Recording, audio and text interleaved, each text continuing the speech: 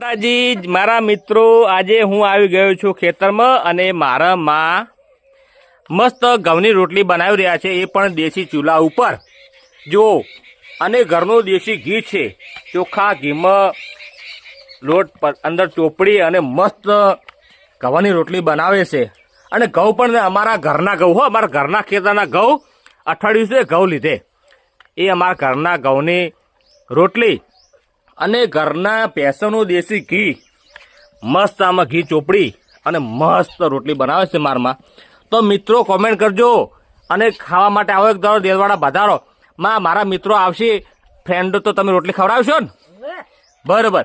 જો આ અમારા સાબડી છે, સાબડીમાં મસ્ત રોટલી.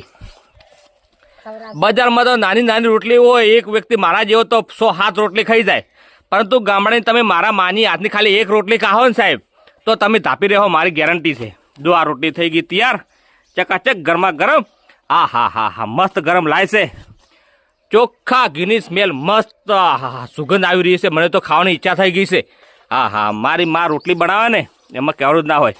જુઓ, દેશી રોટલી, દેશી ઘઉં, દેશી ઘી અને દેશી ચૂલો, કેવું બધું મળીને મળ્યું છે. તમારે રોટલી ખાવી હોય તો આવી દો મારા ગામ દેલવાડા. ચોક્કસ મારમાં મસ્ત તમને રોટલી બનાવી અને ખવડાવશે. અને ચોખ્ખું ઘી ઘરનું અને બટાકાનું શાક. અને શાક તો અમારે બધું ઘરનું દેશી જ હોય છે.